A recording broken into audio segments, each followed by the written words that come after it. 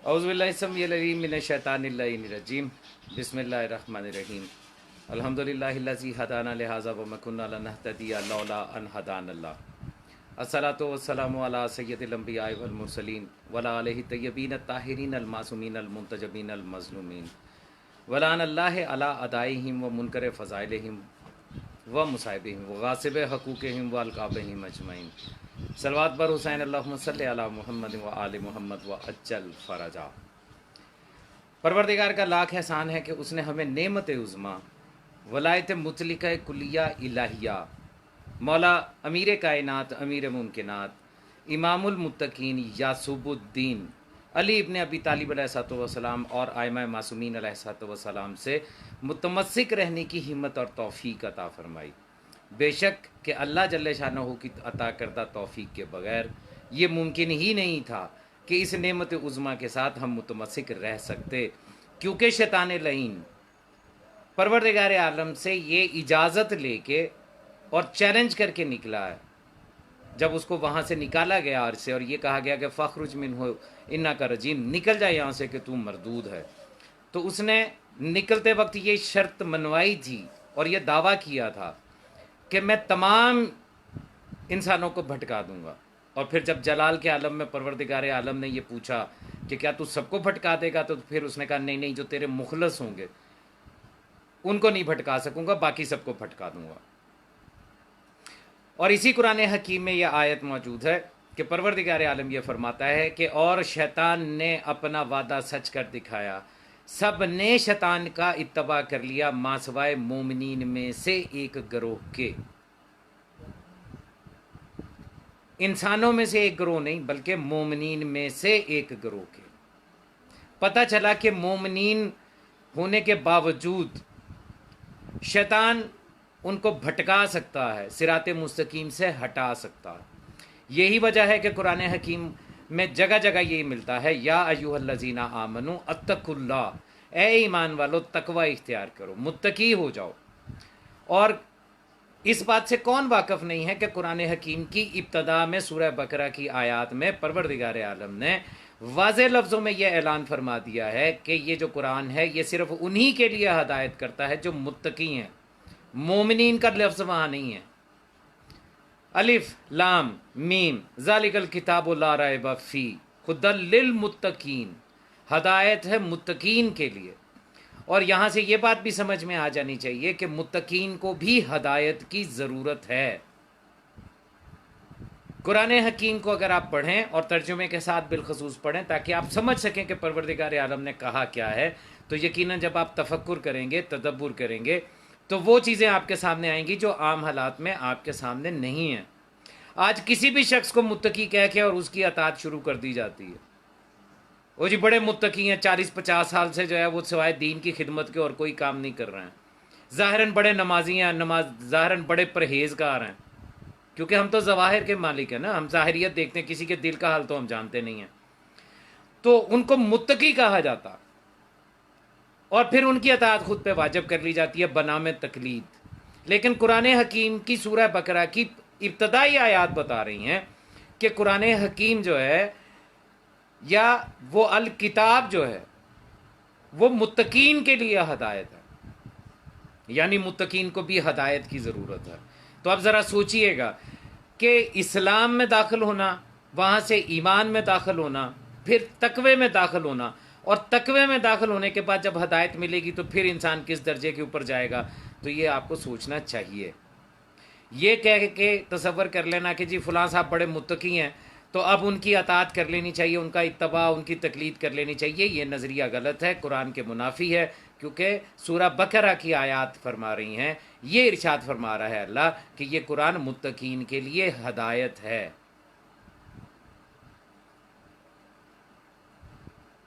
सोचने वाली बात है, सोचा करें, पढ़ा करें, कुरान को खुद पढ़ने की आदत डालें। सुने सुनाए दीन के मालिक लोगों के लिए सबसे बड़ा मसला ये होता है कि आज किसी ने कोई आप बात ऐसी कही जो आपके दिल को लग गई तो आपने उसी को दीन समझ लिया। कल कोई और ऐसी बात करता है कि जो आपके सोच के मुताबिकत रखती होगी तो आप उसकी पैरवी शुरू कर देंगे कि यही दीन है, परसों किसी और के। उससे बेहतर है कि इल्म हासिल किया जाए। इसीलिए सरकार रिसालत में आप सल्लल्लाहु अलैहि वसल्लम ने यह फरमाया है कि इल्म हासिल करो माँ की गोद से कब्र की दीवारों तक। और जब आप कब्र की दीवारों तक इल्म हासिल करने के पाबंद हैं तो आप तालिब इल्म हैं। आलिम होने का दावा मत कीजिए, तालिब इल्म बनिए। जिक्र मोहम्मद वाले मोहम्मद करने वाले जाकर बनिए। हुज्जतुल इस्लाम वल मुस्लिमीन मत बनिए, आयतुल्लाह उल उज़्मा मत बनिए। तालिब इल्म की हैसियत से जाकिर मोहम्मद वाले मोहम्मद अपना तारुफ रखिए, क्योंकि इसके अलावा आप अपने बारे में जो कुछ भी कहेंगे वो गलू है और गालियों पर मौला ने लानत कर रखी है। बहरहाल गुफ्तगू आज 7वीं नशिस्त में दाखिल हुई। कल की गुफ्तगू में हमने जंग खैबर तक के वाक़यात देखे और जंग खैबर में भी हमने ये देखा कि मौला अमीर कायनात, अमीर मुमकिनात, इमामुल मुत्तकीन यासूबुद्दीन अली इब्न अबी तालिब अलैहिस्सलाम को परवरदिगार आलम ने और उसके रसूल ने वो इज़्ज़त अता फरमाई कि हासदीन के हसद में मज़ीद इजाफा हुआ। आज की गुफ्तगू में मैं कोशिश करूंगा कि हम, क्योंकि आज 7 मुहर्रम है और कल और परसों का 2 दिन है मेरे पास, 8 और 9 मुहर्रम जो है, इसी के अंदर अंदर मुझे अपनी इस गुफ्तगू को समेटना है कि जो उन्वान मैंने शुरू कर रखा है कि सानिया करबला जो है ये यकदम वकू पजीर नहीं हुआ था, बल्कि इसके पीछे एक अरसा लगा, इसके पीछे बहुत से अवामिल थे, इसके पीछे सोच थी, किरदार थे, जिनकी वजह से यह सानिया करबला पेश आया। ये सिर्फ इस वजह से पेश नहीं आया कि अचानक यजीद लईन जो है वो तख्त नशीन हो गया, अचानक उसने बैत मांग ली मौला हुसैन से और अचानक ही नाउज़ुबिल्लाह मौला हुसैन ने इनकार कर दिया और उसकी वजह से करबला हुई। नहीं, ऐसा नहीं है। पूरी तारीख है इसकी। जंग खैबर के बाद कुफार की कमर टूट चुकी थी। मरहब अंतर जैसे, अमर इब्न अब्दुवुद जैसे खंदक में, मरहब अंतर जैसे जो हैं वो खैबर में फिन्नार हो चुके थे। वो बाजू जिनके ऊपर अबू सुफियान को बहुत नाज था, मौला अमीर कायनात अलैहिस्सलाम ने कता कर डाले थे। लिहाजा उसके बाद फिर जुरत नहीं हो सकी मुशरिकीन मक्का को, कुफार मक्का को, कि वो मुसलमानों के ऊपर कोई जंग मुसल्लत कर सके।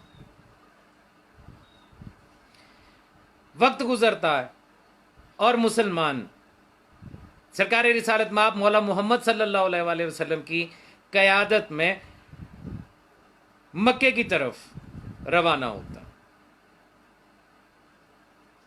वक्त आता है कि जिसको फतह मक्का कहा जाता। हजारों की तादाद में मुसलमान सरकार रिसालत माब सल्लल्लाहु अलैहि वसल्लम के साथ मक्का के बाहर जाके पड़ाव डालते हैं। तवारीख में यह मिलता है, ख़ासतौर पर बरादरान अहले सुन्नत की तवारीख में यह मिलता है कि अबू सुफियान, जिसे आदत थी कि रात का खाना खाने के बाद वो चहलकदमी के लिए निकलता था और अक्सर मक्के की हदूद तक चला जाता था, या किसी पहाड़ पे चढ़ के इर्द गिर्द का जायजा लेता था। उसने जब जायजा लिया तो उसने देखा कि ला तादाद शम्मे रोशन है, ख़याम लगे हुए। उसे हैरत हुई। हैरत ज़दा होके उसने चाहा कि मैं करीब जाके ज़रा पता तो करूं कि ये कौन लोग हैं जो इस मक्के की हदूद के बाहर आके खैमा जन हुए हैं और इनका इरादा क्या।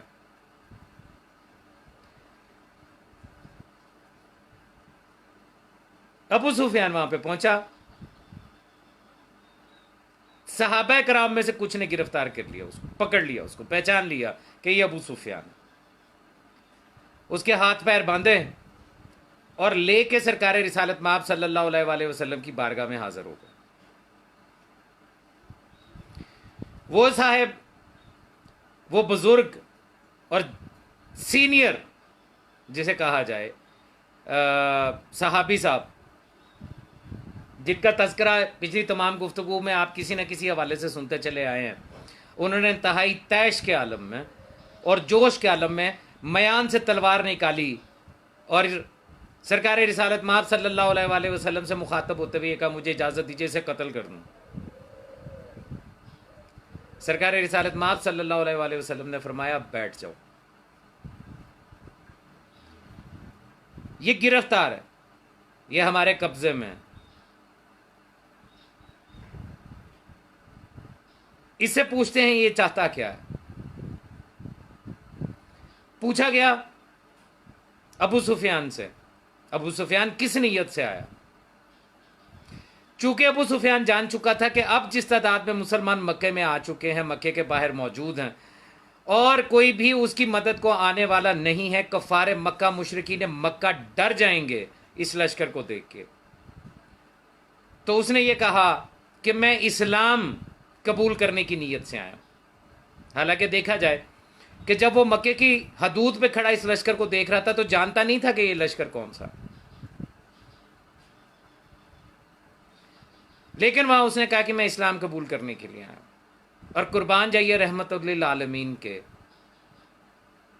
सरकार रिसालत माब सल्लल्लाहु अलैहि वसल्लम ने फरमाया कि ठीक है, अगर तू इस्लाम कबूल करने की नीयत से आया है तो कलमा पढ़, अल्लाह की वहदानियत का, अहदियत का इकरार कर, तमाम झूठे खुदाओं का इनकार कर, मेरी रिसालत का इकरार कर। वो अबू सुफियान जो पहले दिन जब सरकार रिसालत माब सल्लल्लाहु अलैहि वसल्लम ने ऐलान रिसालत किया था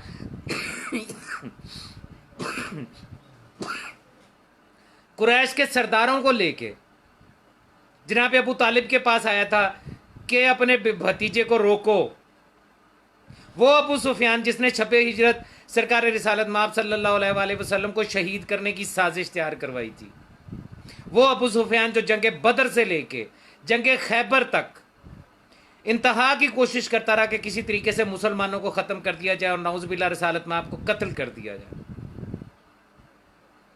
उसी अबू सुफियान ने कलमा पढ़ा। और ये जो मैं रवायात पढ़ रहा हूँ ये तारीख़ अहले सुन्नत से पढ़ रहा हूँ, आप कोई भी तारीख़ की किताब उठा के देख लीजिए, ऐसा ही लिखा हो, कलमा पढ़ लिया गया। बड़ी खुशी हुई, अबू सुफियान को आज़ाद कर दिया गया। सरकार रिसालत माब सल्लल्लाहु अलैहि वसल्लम ने फरमाया है अबू सुफियान कल सुबह हम मक्के में दाखिल होंगे, जब तक हम पर हमला नहीं किया जाएगा, हमारी तरफ से कोई तलवार नहीं उठेगी, कोई तीर नहीं चलाया जाएगा। जो लोग अपने घरों में चले जाएंगे उनको पनाह है, उनके घरों में कोई दाखिल नहीं होगा, यहां तक कि जो तेरे घर में आके पनाह ले लेगा उसको भी कुछ नहीं कहा जाएगा, जो बैतुल्लाह में दाखिल हो जाएगा उसे भी कुछ नहीं कहा जाएगा। अगर कोई अपने इबादत खाने में, कोई यहूदी कोई ईसाई कोई अपने इबादत खाने में भी दाखिल हो जाएगा तो उसको भी कुछ नहीं कहा जाएगा। लेकिन हम कल सुबह मक्के की हदूद में दाखिल होंगे, यह कह के अबू सुफियान को आज़ाद कर दिया गया। अबू सुफियान वापस मक्के आ गया। मक्के आके उसने जल्दी जल्दी सबको इतला दी कि मोहम्मद सल्लल्लाहु अलैहि वसल्लम अपने असहाब के साथ मक्के के बाहर मौजूद हैं, और ये उनको अच्छे तरीके से समझा दिया कि सुनो, अब कोई हरकत ना करना, तुम अब उनका मुकाबला नहीं कर पाओगे। चुनाचा सुबह जब दिन चढ़ा और सरकार रिसालत माब मौला मोहम्मद सल्लल्लाहु अलैहि वसल्लम अपने असहाब के साथ मक्के में दाखिल हुए, तो कोई तीर नहीं चला, कोई तलवार ना चली, किसी ने नेज़ा नहीं उठाया। कुछ लोगों ने अबू सुफियान के घर में पनाह ले ली, कुछ अपने अपने घरों में बंद हो गए, कुछ हरम काबा में जाके पनाह गुज़ीन हो गए, और कुछ अपनी इबादत गाहों में जाके पनाह गुज़ीन हो गए। सबको अमान थी, एक कतरा खून नहीं बहा और मक्का फतह हो गया।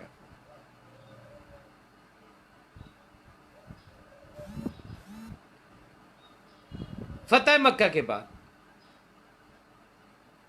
जो सबसे बड़ा काम हुआ वो ये हुआ कि सरकार रिसालत माब सल्लल्लाहु अलैहि वसल्लम ने काबा के ऊपर रखे गए बुत और हिजरत के बाद काबा के अंदर जो बुत रखे गए थे उनको तोड़ना शुरू किया। सरकार अबू तालिब अलैहिस्सलाम ने जब खुतबा निकाह पढ़ा था सरकार रिसालत माब मौला मोहम्मद सल्लल्लाहु अलैहि वसल्लम का मखदूमा कायनात उम्मुल मोमिनीन खतीजतुल कुबरा सलवातुल्लाह अलैहा के साथ, तो उन्होंने जो पहला जुमला बोला था उस खुतबा निकाह का, उसमें यह कहा था कि अल्हम्दुलिल्लाह रब्बिल आलमीन, हमद है उस आलमीन के रब की जिसने हमें ज़ुर्रियत इब्राहीम में से करार दिया, नस्ल इस्माइल में से करार दिया। तो जैसे इब्राहीम अलैहिस्सलाम ने बुत तोड़े, वैसे सरकार रिसालत में आप सल्लल्लाहु अलैहि वसल्लम ने बुत तोड़ने शुरू किए। और इस काम में उनका साथ सिर्फ मौला अमीर कायनात, अमीर मुमकिनात, इमामुल मुत्तकीन यासूबुद्दीन अली इब्न अबी तालिब अलैहिस्सलाम ने दिया। बुत तोड़ना इन्हीं को जेब देता था। सबसे बड़ा बुत हुबुल जो काबे की छत पे था, वहां तक पहुंचना मुमकिन नहीं था। आज भी लोग खाना काबा जाते हैं, आज भी खाने काबा का तवाफ होता। आप में से कई ऐसे होंगे जो उम्रे की गर्ज से या हज की गर्ज से वहां गए होंगे। उन्होंने कहा खाना काबा की बुलंदी तो देख रखी है ना, और आप इस बात से बखूबी वाकिफ हैं कि खाना काबा के जो पत्थर हैं वो मखसूस हैं, एक ख़ास तरतीब के साथ। अगर वो पत्थर ना रखे जाएं तो खाना काबा की चारों दीवारें मुकम्मल नहीं होती, जानते हैं ना। तो जितनी बुलंदी आज है खाना काबा की, इतनी ही बुलंदी उस दौर में भी थी। क्योंकि खाना काबा की तामीर के बारे में जब आप हज़रत इब्राहीम अलैहिस्सलाम का वाक़या पढ़ते हैं कि इब्राहीम और इस्माइल खाना काबा को तैयार करवा रहे हैं, तो उस वक्त आज जो मुकाम इब्राहीम कहलाता है, वो पत्थर जिस पे आज भी हज़रत इब्राहीम अलैहिस्सलाम के कदमों के निशान मौजूद हैं, उनके पैरों के निशान मौजूद हैं। हज़रत इब्राहीम उस पत्थर पे खड़े होते थे, हज़रत इस्माइल पत्थर पकड़ाते थे, और एक लिफ्ट की तरह वो पत्थर बुलंद होता था और हज़रत इब्राहीम जो है वो पत्थर दीवार पर रख देते थे जहां उसका मुकाम होता था। तो खाना काबा की बुलंदी तयशुदा रवायात बताती हैं कि सरकार रिसालत में आप सल्लल्लाहु अलैहि वसल्लम ने मौला अमीर कायनात, अमीर मुमकिनात, इमामुल मुत्तकीन, ये जो मैं कहता हूं ना इमामुल मुत्तकीन, इसको सोचा करें। अमीर अल मोमिनीन तो हैं या अली सरकार, लेकिन इमाम सिर्फ मुत्तकीन के हैं, मोमिनीन के भी इमाम नहीं है, उनके अमीर हैं। ये बात ज़हन में रखिएगा। सरकार रिसालत में आप सल्लल्लाहु अलैहि वसल्लम ने मौला अमीर कायनात से कहा कि अली आप मेरे कंधे पे सवार हो जाइए और इस बुत को तोड़िए। खाना काबा की बुलंदी आपने देख रखी है, नहीं तो गूगल कर लीजिए, वहां पे आपको उसकी पैमाइशें मिल जाएंगी कि उसकी दीवार जमीन से किस हद तक बुलंद है, उसकी छत कितनी बुलंद है। सोचिए सरकार रिसालत में आप सल्लल्लाहु अलैहि वसल्लम का कदे मुबारक कितना है, सरकार अमीर कायनात अलैहिस्सलाम का कदे मुबारक कितना है, और सरकार रिसालत में आप सल्लल्लाहु अलैहि वसल्लम के दोशे अतहर पर खड़े होने के बाद सरकार अमीर कायनात छत पर पड़े हुए हुबल को उठा के नीचे फेंकते हैं। कैसे? क्या इन दोनों के ज़ाहरा कद इतने थे कि सरकार रिसालत में आप सल्लल्लाहु अलैहि वसल्लम के दोशे अतर पे खड़े होके यानी सरकार अलैहिस्सलाम का हाथ उस सबसे बड़े बुत तक पहुंच जाता? और अगर नहीं थे तो कैसे तोड़ा? हाथ कैसे पहुंचा वहां पे? सोचिएगा, शायद कोई राज आप पे खुले। लेकिन इस मौके के ऊपर जब सरकार अमीर कायनात मौला मोहम्मद सल्लल्लाहु अलैहि वसल्लम के दो शाह अतर पे खड़े थे, कुछ बातें बड़ी अहम। कुदरतन सरकार रिसालत में आप सल्लल्लाहु अलैहि वसल्लम के दाएं शाने के ऊपर ला इलाहा इल्लल्लाह और बाएं शाने के ऊपर मोहम्मदुर रसूलुल्लाह लिखा हुआ था। और इस बात को तमाम मकातब फ़िक्र, मुसलमानों के तमाम मकातब फ़िक्र तस्लीम करते हैं, मोहर नबूवत जिसे कहा जाता है। सरकार अमीर कायनात अलैहिस्सलाम उन्हीं दोशे मुबारक के ऊपर, उन्हीं दोनों मोहरों के ऊपर पैर रख के खड़े हुए।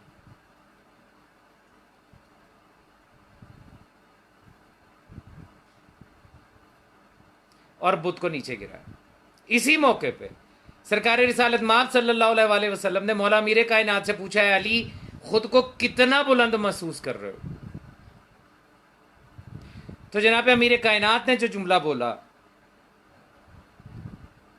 वो ये था कि अगर चाहूं तो हाथ बढ़ाकर अर्श के पाए को पकड़ सकता हूं।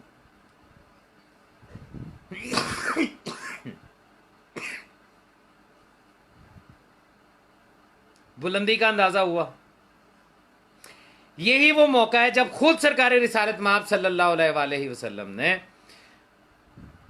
सबसे मौला अबू तालिब अलैहिस्सलाम के बाद सबसे पहले जो नात खां हैं हजरत हसन, उनको जो शायर थे और जो नाते लिखा करते थे सरकार रिसालत माब सल्लल्लाहु अलैहि वसल्लम की, जिनके नाम पर आज भी अहले सुन्नत में महफिल मिलाद में महफिल हसन के नाम से जो है तंजीमें मौजूद हैं। सरकार रिसालत माब सल्लल्लाहु अलैहि वसल्लम ने हसन बिन साबित से मुखातब होकर ये कहा कि हसन, आज तेरा दिल नहीं चाहता इस मंजर को देख के कुछ शेर कहने को? और फिर हसन ने वहां पर कुछ अशार कहे, बड़े कीमती अशार। तलाश कीजिएगा कि क्या कहा, पढ़िएगा कि हसन ने इस मौके पे क्या कहा। इसी मौके के ऊपर सलमान मोहम्मदी और अबूजर आपस में गुफ्तगू करते नजर आते हैं कि मौला मोहम्मद नीचे हैं, मौला अमीर कायनात उनके शानों पे सवार हैं। वहां पर जो गुफ्तगू हुई वो कुरान हकीम की एक आयत के ज़ैल में हुई, और वो आयत ये थी, अलम तरा कैफा ज़रबल्लाहु मसलन कलिमतन तय्यबतन कशजरतन तय्यबा अस्लोहा साबितन व फरूहा फिस्समा। क्या तुमने नहीं देखा कि अल्लाह ने क्या खूबसूरत मिसाल दी है कलमा तय्यबा की, कि जैसे शजराए तय्यबा हो, कि जिसकी जड़ें तो जमीन में है, साबित शुदा हैं, और उसकी शाखें आसमान में। यहां एक और चीज को भी सोचिएगा, इसी आयत के ज़ैल में शजरे तय्यबा की मिसाल देके परवरदिगार आलम बता रहा है कि कलमा तय्यबा क्या है। सरकार रिसालत माब नीचे हैं, दोनों शानों पर ला इलाहा इल्लल्लाह मुहम्मदुर रसूलुल्लाह लिखा हुआ है, और उन दोनों के ऊपर अलीयुन वलीउल्लाह खड़ा है। और जब ये तीनों इकट्ठे हो गए तो हुबल की मौत हो गई। जाली खुदा, झूठा खुदा तबाह हो गया, क्यों ला इलाहा इल्लल्लाह मुहम्मदुर रसूलुल्लाह और उनके साथ अलीयुन वलीउल्लाह का इश्तराक हो गया। वो सहाबाए कराम जो इब्तदाए इस्लाम से सरकार रिसालत माब सल्लल्लाहु अलैहि वसल्लम के साथ थे, वो ये फजीलत भी देख रहे थे कि सरकार रिसालत माब सल्लल्लाहु अलैहि वसल्लम वो हैं कि जिनके बारे में अल्लाह ये तहजीब सिखा रहा है सहाबा को कि ला तक़द्दमू बैना यदी अल्लाह व रसूल, अल्लाह और उसके रसूल से आगे मत बढ़ो। ला तरफ़ऊ अस्वातकुम फ़ौक़ा सौतिन नबी, नबी की आवाज़ से अपनी आवाज़ ऊंची मत करो। उन्हीं असहाब के सामने रसूल से आगे बढ़ना, रसूल से आवाज़ ऊंची करना तो दूर की बात, उसी रसूल के कांधों पर मौला अमीर कायनात, अमीर मुमकिनात, इमामुल मुत्तकीन, यासूबुद्दीन अली इब्ने अबी तालिब अलैहिस्सलाम सवार, फजीलतें बयान करने वाले, जो असहाब की फजीलतें बयान करते हैं, उनको ये भी सोचना चाहिए कि दोषे रसूल वो हैं कि जहां या सिर्फ हसनैन शरीफैन अलैहिस्सलाम को सवार कराया गया, या उनके बाद उनके वालिद मौला अली इब्ने अबी तालिब अलैहिस्सलाम को खड़े होने की इजाज़त दी गई। क्या अब भी लोगों को समझ में नहीं आएगा कि पीछे चलने वाले और आवाज ऊंची ना करने वाले कौन हैं, और उसी रसूल के दोष पे सवार होने वाले कौन हैं? आ गया था समझ। ये फजीलत भी उन्होंने देखी कि बुत तोड़ने के मामले में सरकार रिसालत माब सल्लल्लाहु अलैहि वसल्लम ने फिर अली इब्न अबी तालिब को साथ रखा। अब क्या करें, तारीख है, हुआ ही ऐसा, क्या करें, बयान इसके अलावा क्या कर सकते हैं हम। यही तो वो घराना है जिसके बारे में इन्नमा युरीदुल्लाह लियुज़हिबअनकुम रिज्सा अहलल बैत व युतहहिरकुम तत्हीरा की आयत सनद बन के उतरी जब चादर के नीचे इकट्ठे हुए। यही पांच जब इकट्ठे होते हैं मैदान मुबाहला में तो फकुल तालू नाताऊ अबनाना अबनाकुम व निसाना व निसाकुम व अनफुसना व अनफुसकुम की आयत नाज़िल होती। इन्हीं के लिए तो नाज़िल हुई। यही तो वो हैं कि जिनके लिए सूरह दहर की आयत नाज़िल होती हैं कि ये वो लोग हैं जो अल्लाह की रज़ा के लिए यतीम मस्कीन और असीर को खाना देते हैं। ये फजीलतें मोहम्मद आले मोहम्मद अलैहिस्सलाम के लिए अल्लाह ने रखी हैं, हमने खुद से तो नहीं बनाई। घर वाले का और दर वाले का जो फर्क है ये तो बाकी रहेगा। सलमान मोहम्मदी अलैहिस्सलाम ईमान के 10वें दर्जे पे होने के बावजूद भी दर वाले हैं, घर वाले नहीं हैं। अच्छा, यहां एक बात मैं क्लियर कर दूं, सरकार सलमान मोहम्मदी अलैहिस्सलाम के लिए सरकार रिसालत माब सल्लल्लाहु अलैहि वसल्लम ने फरमाया सलमान मिन्ना अहलल बैत, सलमान हम अहले बैत में से है। कुछ लोग ये समझते हैं कि चूंकि फरमा दिया सरकार रिसालत माब सल्लल्लाहु अलैहि वसल्लम ने कि हम अहले बैत में से है तो ये बैत के अंदर वालों में से हैं। नहीं, ऐसा नहीं है।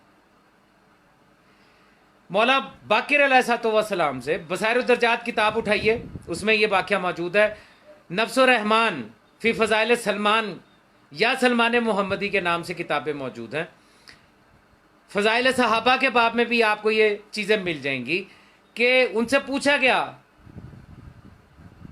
कि ये जो कहा गया सलमान मिन्ना अहले बैत, इससे मुराद क्या है।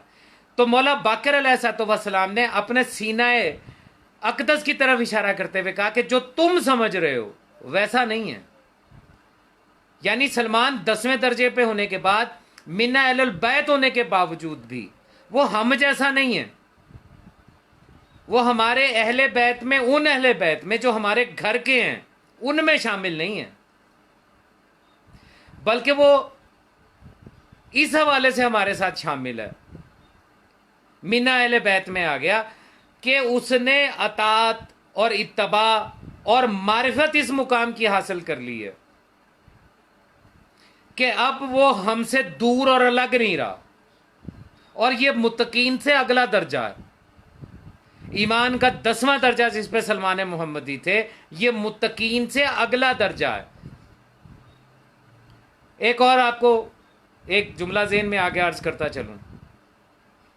कुरान हकीम की इसी सूरह बकरा की आयत के ज़ैल में मैंने आपसे अर्ज किया कि आयत कह रही है कि हुदल्लिल मुत्तकीन अल्लज़ीना युमिनूना बिल गैब, उन मोमिनीन के लिए जो गैब पर ईमान रखते हैं ये हदायत है उन मुत्तकीन के लिए।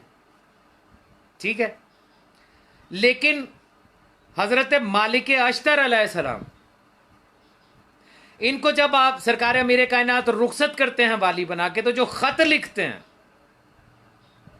उसमें एक जुमला लिखा, और वो जुमला ये लिखा कि मैं तुम्हारी तरफ एक ऐसे शख्स को भेज रहा हूं जिसे हदायत की जरूरत नहीं है। अल्लाह अकबर। मुत्तकीन को हदायत की जरूरत है, कुरान कह रहा है, और जिसको सरकार अमीर कायनात ये कहें कि इसको हदायत की जरूरत नहीं है, तो फिर समझिए कि मालिक अश्तर किस मुकाम पे है।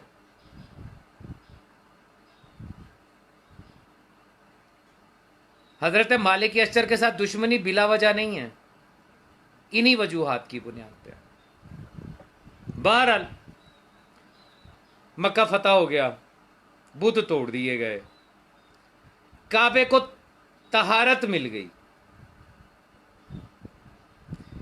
अब वो जो कबायली सोच चलती आ रही थी पहले दिन से, जाहिर है उनके खुदाओं को नीस तो नाबूद कर दिया गया था, बुत तोड़ दिए गए थे। तो इस अमल के बाद उनके दिल में इस्लाम के लिए और मुसलमानों के लिए और रिसालत माब के लिए मोहब्बत तो होगी नहीं, क्योंकि उनके बुत तोड़े गए थे, उनके खुदाओं को जो है उनकी नफी कर दी गई थी।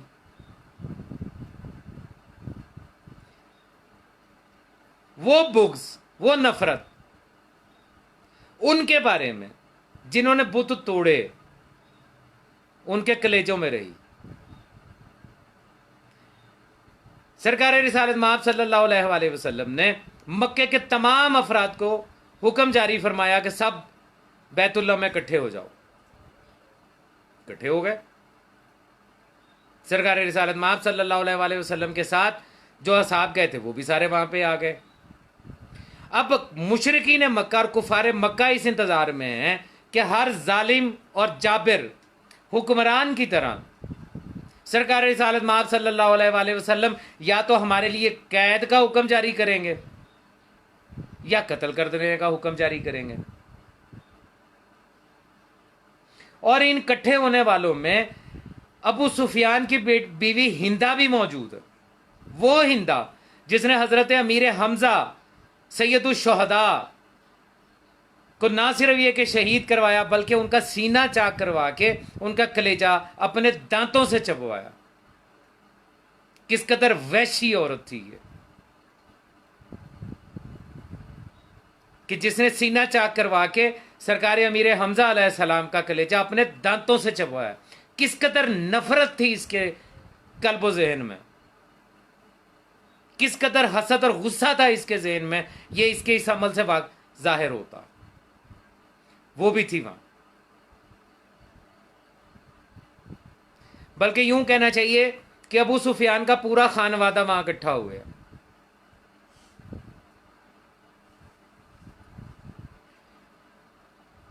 सरकार रिसालत माब सल्लल्लाहु अलैहि वसल्लम ने रहमतुल्लिल आलमीन ने आम माफी का ऐलान कर दिया। इस्लाम की दावत दी, ये नहीं कहा कि अभी इस्लाम कबूल करो तो माफी दूंगा वरना कत्ल कर दूंगा। इस्लाम की दावत दी कि इस्लाम कबूल कर लो और सबको आम माफी दे दी। बड़े बड़े वो कुफार जिन्होंने जंगे बदर से लेके और हर जंग में बढ़ चढ़कर हिस्सा लिया था सरकार रिसालत माब और उनके असहाब के खिलाफ, नजरें झुकाए शर्मिंदगी के साथ आगे आते रहे और कहते रहे या रसूलल्लाह हम इस्लाम कबूल करना चाहते हैं। अबू सुफियान, हिंदा और उसकी औलाद ये भी आगे हुए। हिंदा आगे हुई। सरकार रिसालत माब सल्लल्लाहु अलैहि वसल्लम ने अपना चेहरा अक़दस उससे फेर लिया। वो दूसरी तरफ आगे बढ़ी। सरकार रिसालत माब सल्लल्लाहु अलैहि वसल्लम ने अपना चेहरा अक़दस दूसरी तरफ फेर लिया।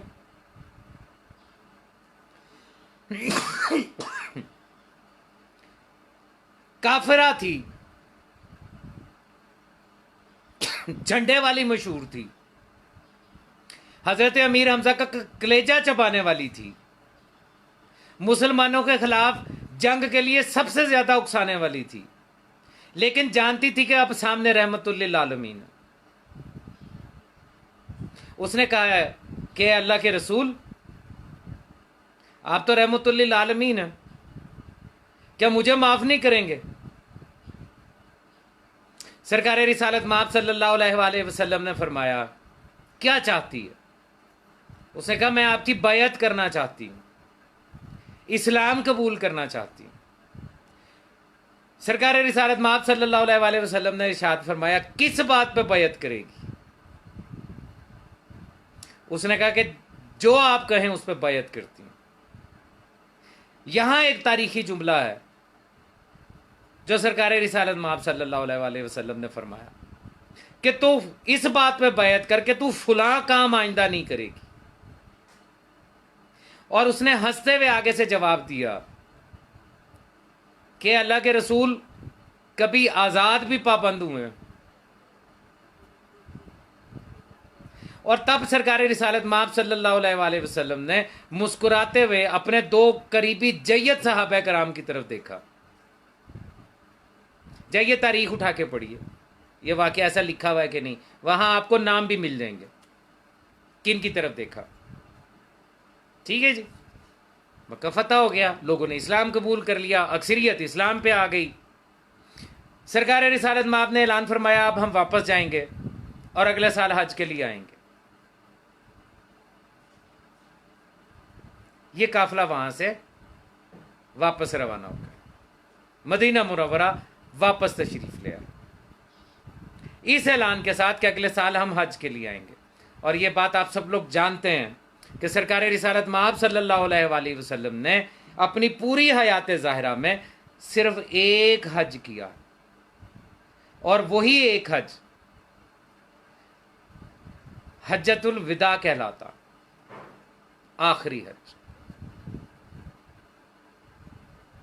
मक्का फतह करके वापस आ गए।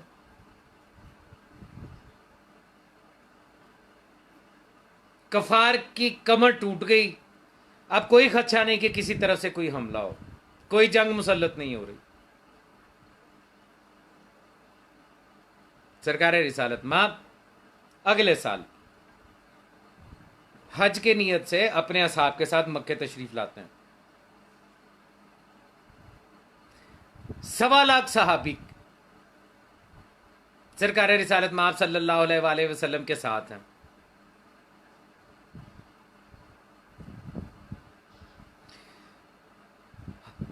हज के लिए मक्का की हदूद में दाखिल होते हैं, हज अदा होता है, और वहां पर सरकार रिसालत माब सल्लल्लाहु अलैहि वसल्लम अपना आखिरी खुतबा इरशाद फरमाते हैं। वो खुतबा जो हज्जतुल विदा के मौके के ऊपर आपने दिया, जिसमें पूरा ज़ाब्ता हयात दे दिया। किसी काले को गोरे पे फौकियत हासिल नहीं है, किसी अरबी को अजमी पे फौकियत हासिल नहीं है, तुम सबका जान माल इज्जत और आबरू एक दूसरे पे हराम करार दे दिए गए हैं, तुम सब एक दूसरे के मुहाफिज हो। तमाम बातें सरकार रिसालत माब सल्लल्लाहु अलैहि वसल्लम ने बयान फरमा दी। हज मुकम्मल हुआ, लोगों ने कुर्बानियां की, और उसके बाद वहां से रुखसती का अमल शुरू हुआ। मक्का के नजदीक, मक्के से बाहर गदीर खुम, ये एक किस्म का चौराहा था। ये वो मुकाम था जहां से 3 मुख्तलिफ रस्तों की तरफ लोग रवाना होते थे। जब हाजी मुख्तलिफ इलाकों से आते थे, मुख्तलिफ मुल्कों से आते थे, तो इस मुकाम पर एक दूसरे को अलविदा कहते थे। यहां तक कि वो काफिले जो तजारत की गरज से मक्का आया करते थे, वो भी इसी मुकाम से एक दूसरे को अलविदा कह के अपने अपने रास्तों पर रवाना होते थे। ये वो मुकाम था जिसे कहा जाता है मुकाम गदीर खुम। यहां एक चश्मा था और चंद दरख्त थे, नखलस्तान टाइप। तो यहां से रवाना होने से पहले जितने भी मुसाफिर मक्का आते थे, चाहे हाजी बन के आते थे या तजारत के लिए आते थे, यहां से वो पानी जखीरा करते थे, आराम करते थे दरख्तों की छांव में, और ज़ादेरा लेके खाने पीने का सामान लेके यहां से अपने अपने रस्तों पर रवाना हो जाते थे। सरकार रिसालत माब सल्लल्लाहु अलैहि वसल्लम जो हैं, वो भी अपने असहाब के साथ रवाना हुए मक्का से, और मुकाम गदीर खुम तक पहुंचे। वही नाज़िल हुई, जिब्राइल आए और आके ये कहा, बड़ी मशहूर आयत है, सारे जानते हैं, या अय्युहर रसूल बल्लिग मा उन्ज़िला अलैका मिन रब्बिक व इन लम तफल फमा बलगता रिसालता वल्लाहु यासिमुका मिनन नास। ए हबीब, जो आप पर पहले नाज़िल किया जा चुका है, यानी जो हुक्म दिया जा चुका है, उसकी तबलीग कर दीजिए। कमाल की बात यह है कि इसी आयत में लफ्ज इस्तेमाल हुआ है तफ़अल, फ़ाइन लम तफ़अल, तफ़अल फेल करके दिखाना, फाइन लम तफल, और अगर आपने करके ना दिखाया, फमा बलगता रिसालता, तो आपने रिसालत का कोई काम नहीं किया। देखिए, तबलीग 3 तरीकों से होती है। एक, आप जुबान के जरिए करते हैं। दूसरी तबलीग आप फेल के जरिए, किरदार के जरिए करते हैं। और तीसरी तबलीग में दोनों चीजें इकट्ठी होती हैं। आप जुबान से अदा भी कर रहे होते हैं, तबलीग भी कर रहे होते हैं, और फेल के जरिए दिखा भी रहे होते हैं। और इस आयत में तीसरी किस्म को अल्लाह जल्ल शानहू ने सरकार रिसालत माप की तरफ वही नाजल करते हुए इरशाद फरमाया, फाइन लम तफल फमा बलगता रिसालता, या यो रसूल बल्लिग, तबलीग भी करो, करके भी दिखाओ, वरना रिसालत का कोई काम ना किया। किस मौके पे ये आयत नाजल हो रही है? उस मौके पे आयत नाजल हो रही है जब दीन और फरुआते दीन तमाम के तमाम लोगों तक पहुंचा दिए गए। उस मौके पे, अभी हज्जतुल विदा के मौके के ऊपर सरकार रिसालत माप सल्लल्लाहु अलैहि वसल्लम सबको बता के आ रहे हैं कि तुम्हें क्या करना। नमाज आ चुकी, रोजा आ चुका, हज बताया जा चुका, ज़कात के अहकाम दिए जा चुके, खुम्स के बारे में अहकाम आ चुके, जहाद के बारे में आयतें आ चुकी, तवल्ला तबर्रा, अमर बिल मारूफ नहीं अनिल मुनकर, सब तो बता दिया सरकार रिसालत में आपने। उस मौके पे आयत नाज़िल हुई है, फ़इल्लम तफ़ल फमा बलगता रिसालत।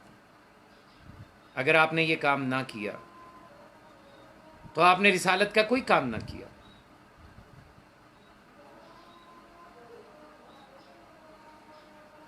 सोचने वाली बात है, सोचना चाहिए। यहीं से पता चल जाना चाहिए कि नमाज, रोज़ा, हज, ज़कात, खुम्स, जहाद, अमर बिल मारूफ नहीं अनिल मुनकर, तवल्ला तबर्रा, ये सब कुछ रसूल बता चुके। और फिर कहा जा रहा है कि अगर वलायत अली का ऐलान ना किया, मौलायत अली का ऐलान ना किया, तो तुमने रिसालत का काम ही नहीं किया। तो जब रसूल ने रिसालत का काम ही ना बाकी बचा, तो उन फरुआते दीन पर अमल करने वाले मुसलमानों के अमाल कहां बचेंगे? तो अहमियत किस बात की हुई? वलायत अमीर कायनात की।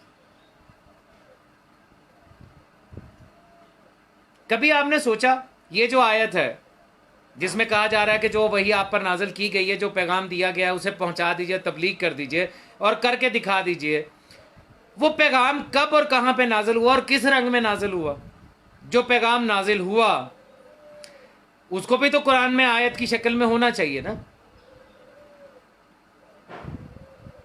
तो क्या आपने कभी सोचा कि वो कहां पे है, किस सूरा में है, किस आयत में है?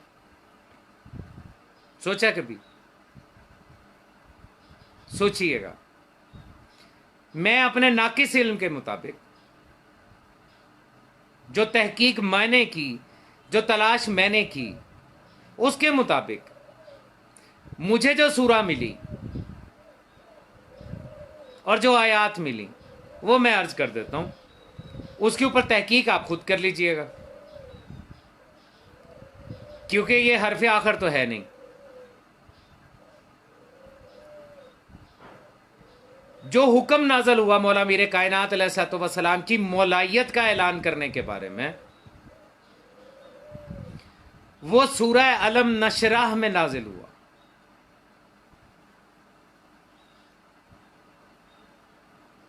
अलम नशरा अल्लाह का सदरा का, ए हबीब क्या हमने आपका सीना खोल नहीं दिया? ये जो तंगी आप महसूस कर रहे थे कि कैसे अली की वलायत का ऐलान करूं, ये तो अली के मुखालिफ हैं सारे, ये तो हासद हैं अली के, ये तो दुश्मनी में उतर आएंगे सारे के सारे। इसीलिए तो आयत तबलीग वलायत अली अलैहिस्सलाम में अल्लाह ने आखिर में गारंटी दी, वल्लाहु यासिमुका मिनन नास, अल्लाह है ना आपको इंसानों के शर से बचाने वाला। सोचने की बात है कि यह ऐलान तो सरकार रिसालत माब सल्लल्लाहु अलैहि वसल्लम ने ताज़ा तरीन हाजियों अपने सहाबाए कराम के सामने करना था। इसमें कुफारे और मुशरिकीन तो थे ही नहीं, या थे? मुकाम खुम गदीर पर जब ऐलान मौलायत मौला अली अलैहिस्सलाम हुआ तो क्या वहां पे कोई काफर था, कोई मुशरिक था, कोई यहूदी, कोई ईसाई या कोई दीगर मजहब का था? नहीं था ना। अगर कोई था तो सरकार रिसालत माब सल्लल्लाहु अलैहि वसल्लम के जय्यत सहाबाए कराम थे, चमकते सितारे थे, शम्मा के परवाने थे। तो फिर सरकार रिसालत माब सल्लल्लाहु अलैहि वसल्लम जो है वो क्यों झिझक रहे हैं ये ऐलान करने पे, और क्यों अल्लाह ये कह रहा है, गारंटी दे रहा है वल्लाहु यासिमुका मिनन नास, अल्लाह तुम्हें इस बात की गारंटी देता है कि इंसानों के शर से वो तुम्हें बचा लेगा। किन से शर का डर था? जबकि सामने तो सहाबाए कराम है, ताज़ा तरीन हाजी मौजूद हैं, सरकार रिसालत माब सल्लल्लाहु अलैहि वसल्लम के पैरोकार मौजूद हैं। अल्लाह क्यों कह रहा वल्लाहु यासिमुका मिनन? अच्छा, इससे ज्यादा मजे की बात, इस आयत से पहले जो तकमील दीन की आयत, चले बल्कि मैं उसको उसके मुकाम पे आके तज़किरा करता हूं। सरकार रिसालत माब सल्लल्लाहु अलैहि वसल्लम को अल्लाह ने जब ये कह दिया वल्लाहु यासिमुका मिनन नास, अल्लाह है तुम्हें इंसानों के शर से बचा लेगा, सरकार रिसालत माब सल्लल्लाहु अलैहि वसल्लम ने आवाज दी बलाल को, बलाल इधर आ।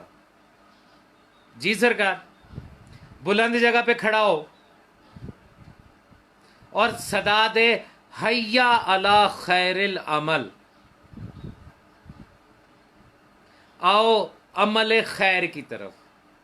नहीं, ये तर्जमा मुल्ला करता, ये मुनाफिकाना तर्जमा। हैया अला खैरिल अमल का तर्जमा ये नहीं है कि आओ खैर के अमल की तरफ, ना, इसका तर्जुमा है आओ अमाल में से जो सबसे बेहतर अमल है उसकी तरफ, अमाल में से जो खैर है उसकी तरफ आओ, यानी वलायत अली की तरफ आओ।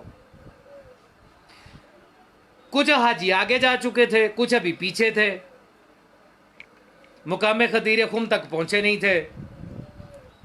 बलाल ने कहा सरकार मैं ऐलान तो कर दूं, लेकिन क्या मेरी आवाज जो आगे जा चुके उन तक पहुंच जाएगी, जो पीछे रह गए उन तक पहुंच जाएगी? सरकार रिसालत माब सल्लल्लाहु अलैहि वसल्लम ने फरमाया बलाल तू आवाज दे, हवा तेरा पैगाम सब तक पहुंचा देगी। और यह सही हुआ, जो आगे गए थे पलट के आए। यह एक सवाल करना चाहता हूं मैं, आज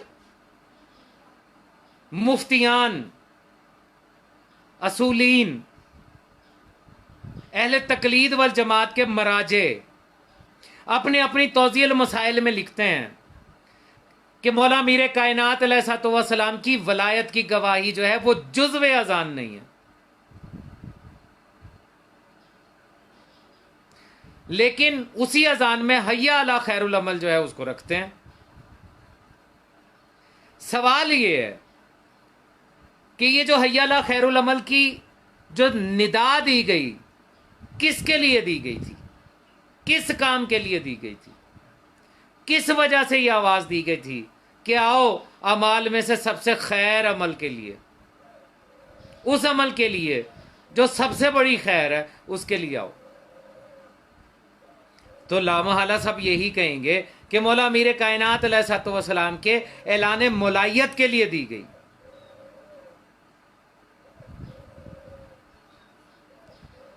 तो हैरत नहीं होती, हैया अला खैरुल अमल को अजान का, अकामत का और हर जगह पे जुज़्व मानते हो, और जिस मकसद के लिए ये आवाज दी गई उसका इनकार करते हो, उसे मुस्तहब करार देते हो। यहां तक कि आज दो बड़े मौलवियों ने, जिसमें से एक वलीउल अमर भी बन गया हुआ है, उसने अपनी तौज़ील मसाइल में से मौला मीर कायनात की वलायत की गवाही को अजान से निकाल दिया, ये कह के कि ये जुज़्व अजान नहीं है, लेकिन हैया अला खैरुल अमल को रखा है। एक ही साइंस है साइंस। हैया अला खैरुल अमल की आवाज से लोगों को पता नहीं चलता कि ये मौला मीर कायनात की वलायत की दावत दी जा रही है, लोग जैसे हय्या खैर, हय्या सलाह और हय्या फलाह को तस्लीम करते हैं, वैसे कहते हो हय्या खैरुल अमल भी होगा कोई। लेकिन जब वलायत अमीर कायनात की गवाही दी जाती है तो सबको पता चलता कि ये शियाने हैदर करार इसना अशरिया इमामिया हैं जो तौहीद और रिसालत के बाद, नबूवत के इख्तिताम को तस्लीम करने के बाद वलायत अमीर कायनात और आइमा मासूमीन को तस्लीम करते हैं। इसलिए इसको तौज़ीहातुल मसाइल से अब निकाला जा रहा है। कल को यही तौज़ीहातुल मसाइल उठा के हमारे मुखालफीन हमारे ही मुल्क की अदालतों में जाके ये कहेंगे, देखें जी इनका जो ये सबसे बड़ा मुफ्ती साहब है, मुज्तहिद साहब है, जो वलीउल अमर है, उसने लिखा है अपनी तौज़ीहुल मसाइल में कि अली वलीउल्लाह जो है ये अजान का जुज़्व नहीं है, तो इसको ख़त्म करना चाहिए, पूरे मुल्क में एक अजान होनी चाहिए। लेकिन क्या करें, सारे मुकल्लद थोड़े ही हैं, सारों का ताल्लुक अहले तकलीद वल जमात से थोड़ा ही है।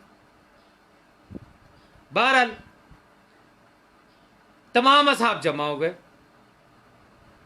सरकार रिसालत माब सल्लल्लाहु अलैहि वसल्लम ने चंद असहाब की, तकरीबन 1.25 लाख सहाबी है ना, चंद असहाब के ऊंटों के पालानों को उतरवाया और एक मिंबर तश्कील दिया, बुलंदी पे गए।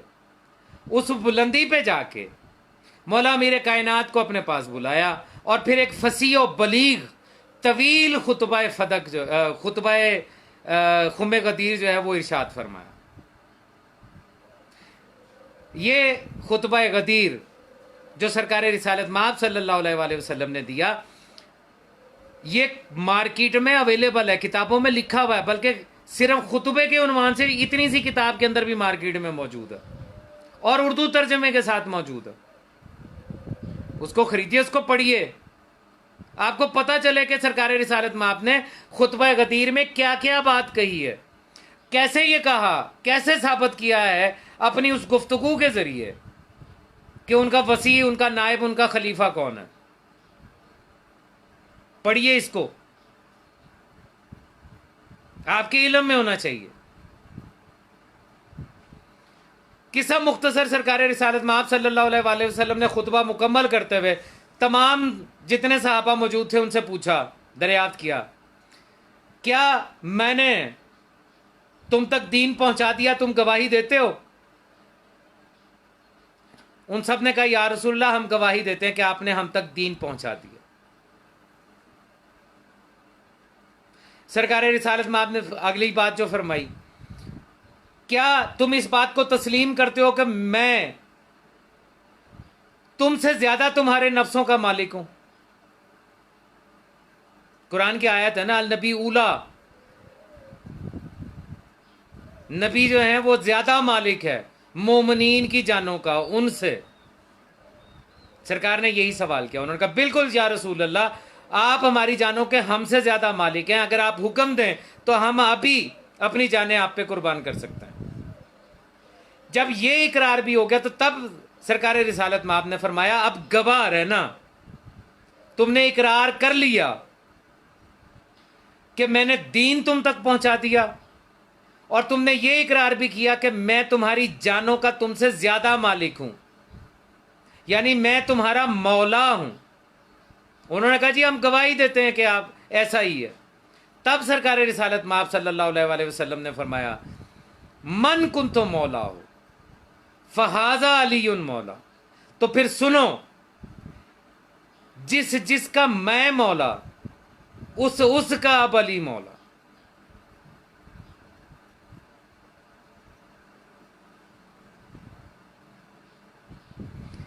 कितनी ख्वाहिशें थी लोगों की। जो सरकार रिसालत, जाइए तारीख इस्लाम जरूर पढ़िए, मैं बार बार कह रहा हूं, शिया सुन्नी किताबें पढ़िए, तारीख तिबरी पढ़ लीजिए उठा के, अहले सुन्नत की मोतबर तवारीख उठा के पढ़ लीजिए।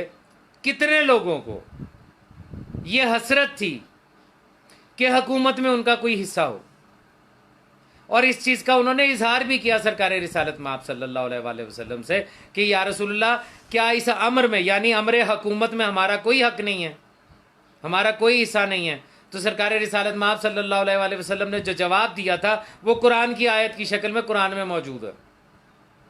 वाजे कर दिया था कि यह अल्लाह की हुकूमत का निज़ाम है, इसमें तुम लोगों का कोई हक नहीं है। तो वो जिनकी हसरतें थी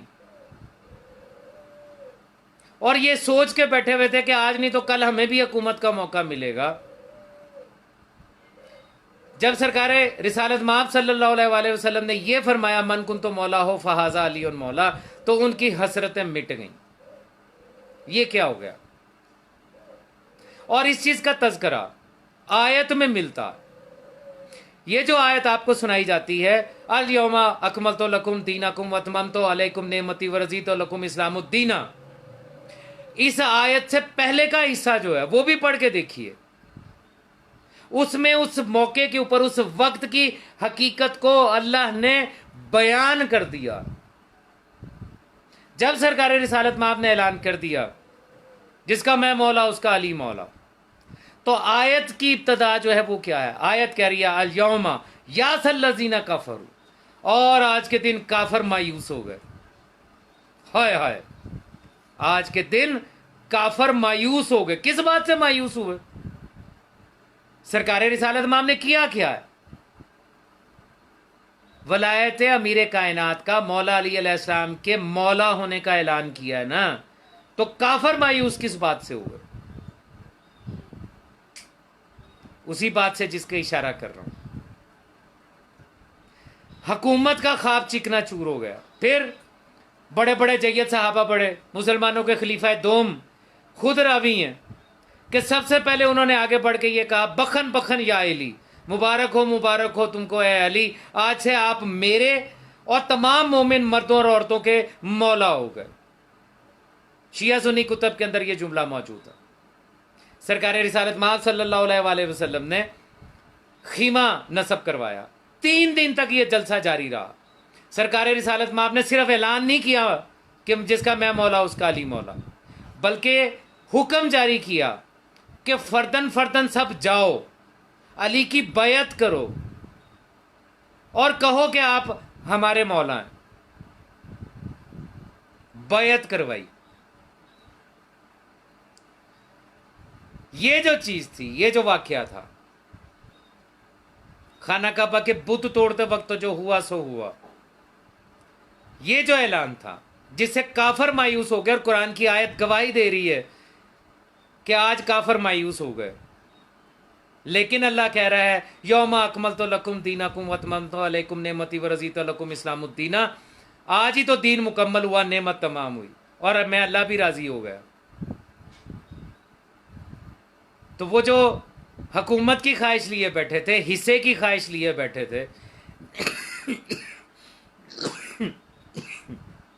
माफी चाहता हूं, वो जिनके सीनों में आग जल रही थी कि जिस अली ने हमारे जवानों के सीने शगाफ्ता किए हैं, जिस अली की तलवार ने मक्के के किसी घर को नहीं छोड़ा, किसी काफर के घर को नहीं छोड़ा कि उस घर का फर्द अली के हाथों कत्ल ना हुआ हो, उसे हमारा मौला बना दिया गया। और बरादरान मिल्लत, करबला के इस साने, इस वाकये की बुनियाद में सबसे वजनी और सबसे बड़ी ईंट इस खुम्मे गदीर के मौके पर रख दी गई। पढ़िए तारीख की किताबों, वो कौन से 10 लोग थे जिन्होंने खाना काबा के अंदर बैठ के, हरम काबा में बैठ के ये अहद किया था कि नबूवत के बाद अब खिलाफत हम बनु हाशिम में नहीं जाने देंगे। कौन से 10 लोग थे? तारीख ने नाम लिखे हैं उनके। ये वही 10 लोग हैं जिन्होंने उकबा की पहाड़ी से जब रसूल पाक वापस आ रहे थे तो पत्थर गिरा के और उनको शहीद करने की साजिश करार दी, और फिर बिजली चमकी और सरकार रिसालत माब सल्लल्लाहु अलैहि वसल्लम के एक मुखलस साहबी जो साथ थे, सरकार रिसालत माब ने उन सब के चेहरे उसको दिखा के कहा था इनको पहचानो, इनको याद रखना, इनकी ये साजिश है, ये पत्थर गिरा के मुझे मारना चाहते हैं। और फिर ये भी पूछिएगा, तारीख की किताबों से पूछिएगा, वो कौन था जो मरते दम तक उसी साहबी से पूछता रहा रसूल पाक ने मेरा नाम तो नहीं लिया था ना, वो उन 10 आदमियों में मेरा नाम तो नहीं था ना। जाइए तारीख की किताबों से पढ़िए। 1 घंटे का वक्त पूरा हुआ, गुफ्तगू करते हुए पता ही नहीं चलता वक्त का। मेरा इरादा था आज थोड़ा सा जिक्र मुसाहिब करता शहज़ादा अली अकबर का, शहज़ादा अली असगर अलैहिस्सलाम का, लेकिन मुझे चूँकि ख़ुद भी अज़ादारी पे जाना है, जो मेरे मौला को मंजूर। मौला सलामत रखे तमाम अज़ादारों को, तमाम मौलाइयों को, तमाम जंजीर जनों को, मातमियों को, मुंतज़रीन इमाम ज़माना को, उनको जिन्होंने किसी गैर मासूम को आज के इस लम्हे तक अपना वलीउल अमर और इमाम तस्लीम नहीं किया, बल्कि हकीकी वलीउल अमर और इमाम के इंतज़ार में बैठे हैं, जिनके लिए आयतुल्लाहुल उज़्मा और कुबरा वो है जिसको अल्लाह ने हुज्जत खुदा बना के भेजा है। उन सबको या अली अलैहिस्सलाम मदद। खुदा लानत करे झूठों पर, मुनाफिकीन पर और दुश्मनान मोहम्मद वाले मोहम्मद अलैहिस्सलाम पर। या अली अलैहिस्सलाम मदद।